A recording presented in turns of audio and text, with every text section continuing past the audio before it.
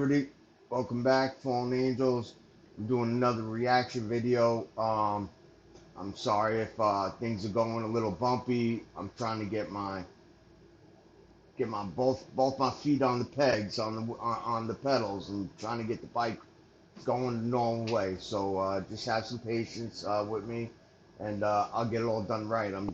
I have to buy some new microphone because for some reason this MacBook ain't seeing my DJ headphones with a better microphone, so I'm using the DeWalt set. But this is gonna be me reacting to it because I have not watched the whole thing yet, so I'm gonna react with you. It's a pretty crazy scenario. So I hope you guys enjoy it. Watch it with me, and let me just get right to it because that's all I know you guys want to see. Let's go. Let's hit it. July 31st, 2022. It was supposed to be a normal drive home from a graduation party. Instead, their car slammed into the side of a building at over 100 miles per hour in Strongsville, Ohio. Inside were 3 people, 2 of them now dead. 19-year-old Davian Flanagan and 20-year-old Dominic Russo. But somehow, the third, 17-year-old Mackenzie Shirilla, who was driving at the time, survived. And after the accident, the aspiring teen influencer was back on social media, posting 126 photos and videos seeming completely carefree. Was the teen coping in her own way, or was she actually unremorseful? Perhaps even happy about what happened? Because if she was really happy about what happened, you'd have to ask, did she plan it? No, that couldn't be right.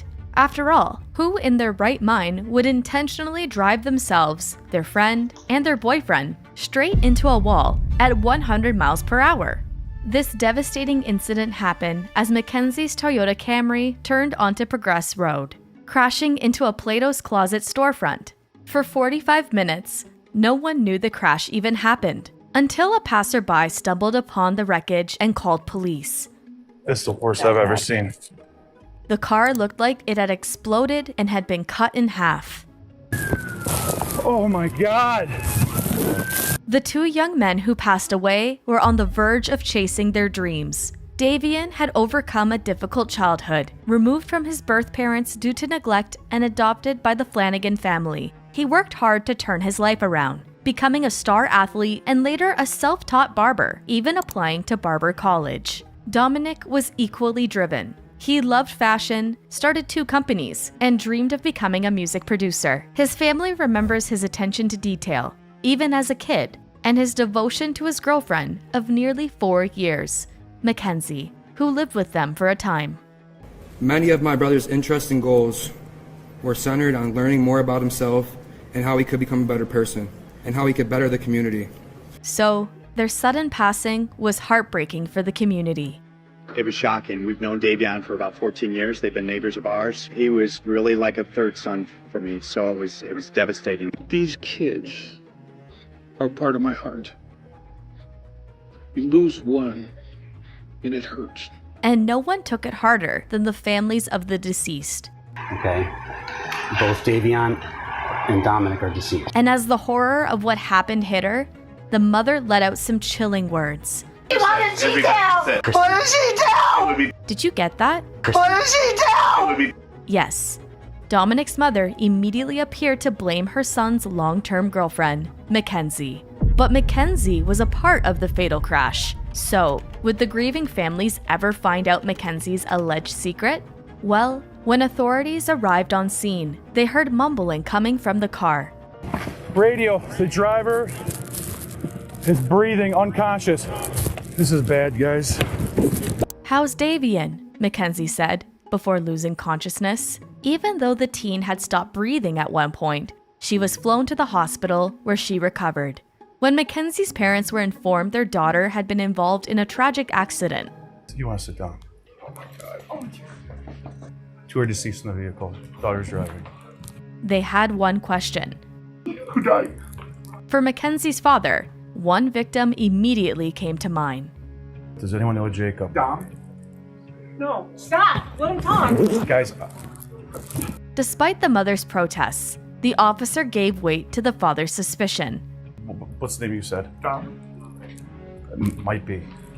Oh my God. Stop. As for Dominic's mother, well, she had suspicions of her own. Yeah, say what did she do? Christy. What did she do? Mackenzie, on the other hand, expressed what looked like heartbreak when she wrote on her late boyfriend's obituary page, "I miss you, Nug. I still feel like you're just going to walk in the door any second. I miss your laugh, your perfect smile. I feel your energy around me every day. I just wish it was physical. God, you are the last person to deserve this. You had such a perfect life ahead of you. I wish I told you all this more. Please wait for me." These were the words of a grieving teenager who survived the unimaginable, right? Well, that was the assumption, until the police began receiving reports from different members of the Strongsville community. See, while Mackenzie was still in the hospital and the investigation was still going on, she had been seeking employment from a modeling agency in Los Angeles via emails and Instagram posts with the help of her mother. Mackenzie Shirilla said to Vitali, "Thank you for the comment. I would love to work with you guys. I've been emailing you guys a lot. Such a great opportunity. Thank you." Was this just a teen trying her best to move forward despite a heartbreaking tragedy? Or did Mackenzie's behavior suggest an unsettling lack of remorse? Well, from the photos that were sent to police, it was clear some members of the public believed she was moving on a little too quickly. From her hospital bed, Mackenzie was already back to posting selfies on social media. That's what's, sorry for cutting this off, that's what's ridiculous. First of all, when you're the cause of other people dying and someone who's that close to you dying, posting even selfies for Instagram, TikTok, or Facebook, or whatever social media, YouTube, while you're still recovering and not worrying about the damage you had caused. So let me let it continue to play. After being released from the hospital, Mackenzie was spotted at a concert, still in her wheelchair.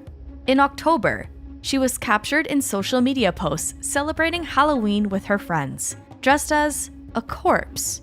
Mind you, it had only been 3 months since her boyfriend died. A corpse. And a boyfriend had died 3 months prior. He's a corpse. And she chose, with no respect, to be a corpse and to celebrate Halloween. Something ain't right here. Something ain't right. Let me go back. She did, however, change costumes part-way through the night, appearing at a party as Drank. Meanwhile, her friend dressed as a joint. These were just a few examples of the 126 photos and videos that Mackenzie posted to social media following the crash, which included everything from get ready with me TikToks to further posts glamorizing substance use. It turns out, police found illegal substances in Mackenzie's crashed car. Then, at the hospital, traces of THC, the active ingredient in cannabis, were found in Mackenzie's bloodstream. Even before the fatal crash, Mackenzie had proudly broadcast her use of illegal substances on TikTok, despite being underage. One of her videos stated, "I'm not even cool. I'm just one of those girls that can do a lot of substances and not die." Now, why would you say that? You'd say that after you lived and your man died. Something ain't right, man. She ain't right. Their investigation, police also found 136 social media posts from Mackenzie that exposed an unsettling pattern of reckless driving. This included a post capturing the 19-year-old speeding at 90 miles per hour through the suburbs. In her Notes app, investigators even found entries that suggested Mackenzie was selling illegal substances and recording the profits. This, however, was only the tip of the iceberg when it came to Mackenzie's alleged extracurriculars. When investigating Mackenzie's Snapchat messages, officers found exchanges that seemed to expose the teen engaging in SW with 7 different users. Dominic was allegedly aware of this and at one point messaged Mackenzie accusing her of allowing someone to have intimate access to her feet. Mackenzie's response? "We were broken up," she replied, adding that it was just her feet. But it wasn't just Mackenzie's taste for substances and seedy activities that earned her a notorious reputation in Strongsville. Davian's parents claimed that Mackenzie was a bully who had a habit of humiliating people in their school and even took pleasure in it. She would tell people they should take their lives when they were depressed. She was a narcissist, not nice person, his father alleged. And according to what Mackenzie's ex-boyfriend told police, even her peers couldn't accept her problematic behavior. 10th grade. And that's kind of when like all of us stopped being friends with just her. We were all cool with her still. Just because she's so like crazy, she'll blow everyone's phone up. And he didn't have any fond memories. She's just in general like kind of a shady person. She's like a snake. Like she'll go and talk to everyone about everyone. And then like, you know what I'm saying? She'll go talk about me to someone else and then she'll go talk about to that person to me. You know what I'm saying? But she would do it with everyone through multiple friend groups because of the type of person she was. Like she doesn't have no regard for other people. On top of that, he claimed there was something about Mackenzie that just seemed, well, off. I don't think she's just mentally all there. But among those she allegedly mistreated, it seemed Mackenzie terrorized Dominic the most. She's always threatened and was disrespectful to Dom in my eyes. Why did Dom put up with this? Do you know? I've personally been told that she did voodoo on him. I mean, I personally don't believe that, but she has told people that she's put a spell on him so that he couldn't break up with her. Yes, the rumor in Strongsville was that Mackenzie bewitched Dominic, and even after his death, she was allegedly using mysterious methods to talk to him. And she also uses the pendulum, I know too, to try to get answers. She tries to use it now to talk to Dom. Dominic's older brother, Angelo Russo, claimed that during their relationship, he witnessed a lot of negative behavior from her to his brother that ended up pushing Angelo away as a big brother figure because she just wasn't fair to him. According to Mackenzie's own friend, she was so controlling that she would forbid Dominic from attending any social gathering where girls might be present. She got weird over him going to public places, a lot of stuff. So, were the events of July 31st, 2022 the results of a jealous rage turned deadly, or a failed attempt at something else? Like, there is times where she called Dom and said, if you break up with me, I'm going to myself. Word for word. Since Mackenzie lived with Dominic and his family, it was hard for him to find peace when they fought. She did everything to get what she wanted. During one of their fights, Dominic even started recording when she started making threats while banging on the door to his family's home. Dom, if you do not open, you think I'm joking. Like I'm dead. What do you mean? You know it. That's exactly what I mean. You don't even know exactly what I mean. You're gonna come open this door right now, or there's gonna be a serious problem. In another incident, it got to a point where one of Dominic's friends had to rescue him. The couple was in Mackenzie's Toyota Camry, fighting, when Mackenzie started driving erratically. Desperate, Dominic called his mom to pick him up. The friend ended up coming to get him, and over the phone, they heard Mackenzie utter a threat they wouldn't forget. "I'll crash this car right now." The friend pulled up behind Mackenzie's car, which stopped on the roadside. He allegedly saw her hitting Dominic with both hands while verbally abusing him. This happened just 2 weeks before the crash. Were these just threats? Or was it possible the teen meant every single word she said? As more people came forward with horror stories, Mackenzie's character was becoming increasingly suspect. But what authorities needed was evidence, and that's exactly what friends of Dominic and Davian claim to have. Through the location sharing app Life360, the group had discovered something chilling about Dominic and Davian's movements on the fateful morning of July 31st, 2022. The young men voluntarily shared information with police that showed Dominic and Davian suddenly speeding and exceeding 90 miles per hour while heading towards a building. There was no hard braking until, it'll show you when they hard braked, and that was when they hit the wall. With this evidence, along with testimonies from the community, the police were able to build enough of a case. By November 4th, 2022, Mackenzie Shirilla was arrested, but not for possession of substances or reckless driving. You're under arrest for aggravated murder ×2, okay? Yes, Mackenzie was under arrest for the murder of Dominic Russo and Davian Flanagan. Yet, she appeared more concerned about her jewelry than the prospect of life behind bars. Could you please be careful taking this one off so it doesn't break the bracelet, please? You got it. Right thing to worry about. You know, you're not worrying about your case or what your charges are of the dead people. Just your jewelry. You know, that's just showing the type of substance of what's inside the head of theirs. You know, brain. You got it. No. Thank you. You got it. Okay, Mackenzie, I'm gonna take your handcuffs off. I need like all the jewelry and everything to come off, okay? I can't wear any of it. No, I need you to take it off while you're in jail right now. And this wasn't the only time the seriousness of the charges didn't seem to hit Mackenzie. In one of the first few court proceedings, the victim's parents stated their request when it came to Mackenzie's punishment. All right, my name is Jamie Flanagan. I'm the victim Davion's mother, and I have Christine with me too, the other victim's mother. And we just ask that you please, Your Honor, take into account the victims. This has been an absolutely devastating loss for our families. We ask that you, when you're looking at the bond, please keep it the same or raise it.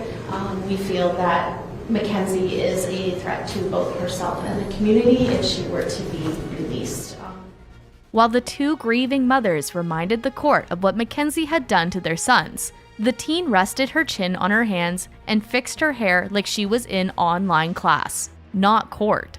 People had theories about her lack of remorse. The way she constantly grooms herself in front of the camera just goes to show how much of a narcissist Mackenzie is. Some can chalk it up to her being nervous, but I don't believe that this is the case. She couldn't care less. She truly believes that she's going to get out of this without a care in the world. Of course, this behavior was a far cry from her experience at trial when her toxic behaviors, selfishness, and entitlement finally caught up to her. From her history of bullying classmates and even her boyfriend. You're going to come open this door right now, or there's going to be a serious problem. To her misplaced priorities following the deaths of Dominic and Davian. But would the trial bring justice? No, Mackenzie. No, you're in jail, and you're probably not going to get out. Maybe ever. Yeah, that's some self-realization on that face right there. Or would Mackenzie escape consequences? How do you feel about that decision? I'll be honest. It stung. Before the trial answered these questions, investigators had to explain one thing. What transformed this case from a tragedy to a murder investigation? Considering how reckless teenagers can be, some, including Dominic's older sister, believe that it was Mackenzie's driving under the influence that led to the fatal crash. I was assuming, that she could have been drinking. They were young. I thought maybe she was just going fast or something and lost control. CCTV footage, however, revealed that Mackenzie was driving carefully, even using her turn signal before revving up to 100 miles per hour. What caused this sudden and extreme change in speed? Was it accidental or foul play? The investigation found no problems with the vehicle, which meant the issue laid with Mackenzie. A text message from the teen to Dominic's mother revealed her alleged memory of the moments leading to the devastating crash. I remember turning onto the street, and then my vision fades to black. It really kills me not being able to remember anything. I promise you. I would tell you. I've been asking my therapist why I don't remember, and she said it's because of trauma. But I'm gonna try and get hypnotized and make myself remember. Was this true, or just a cover-up for something more sinister? Mackenzie's mother testified that her daughter had POTS, a condition that can cause dizziness, low blood pressure, increased heart rate, and, at worst, fainting. Mackenzie's lawyer also suggested many possibilities for the crash. Is it just kids being kids? Is it Dominic grabbing the steering wheel? Is it Mackenzie maybe speeding and say, oh my God, dark out, it's light, I'm coming up to this, I better do something, and she goes like that to avoid an accident, not acting purposely, but in fact trying to avoid it. According to the lawyer, reckless driving and then panicking was a common occurrence for teens, and the fact that Mackenzie was high that night only further explained the crash. But what about her threats to her boyfriend, Dominic? Well, as Mackenzie's attorney reminded the court, the fighting between the couple was mutual. He also emphasized that their age difference might have been part of the issue. The attorney even questioned Dominic's brother, Angelo. "She's a 17-year-old kid, and your brother is what, 20?" he asked. Even though the couple did start dating when they were both minors, and Ohio's age of consent is 16, bringing up this adult-minor relationship could make the public view Dominic in a negative light. But was their 3-year age gap the reason for their frequent fights? The night of the graduation party, everything seemed fine. The host of the party claimed he didn't see the couple fight for the 6 hours they were there. And while Mackenzie seemed to have moved on too quickly, and perhaps even lacked remorse, doctors who took care of her after the crash noted that she expressed extreme guilt to the point that she even wanted to die. They claimed Mackenzie believed it was her fault for killing her boyfriend, and the weight of Mackenzie's guilt seemingly showed in court as she delivered a tearful apology to the families of Dominic and Davian. "I wish I could remember what happened. I'm just so sorry. I'm heartbroken. I love Dom and Davian. We were all friends and Dom was my soulmate. I wish I could take all your pain away, and I'm so sorry." But did she really feel remorse, or just guilty that she got caught? Many were convinced that Mackenzie was fully capable of murder, even the victims' families who wanted to give her the benefit of the doubt.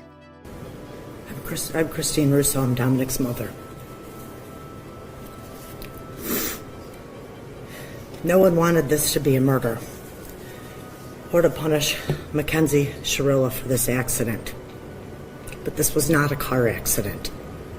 However, accusations and circumstantial evidence weren't enough for a conviction. So, what did the prosecutors have?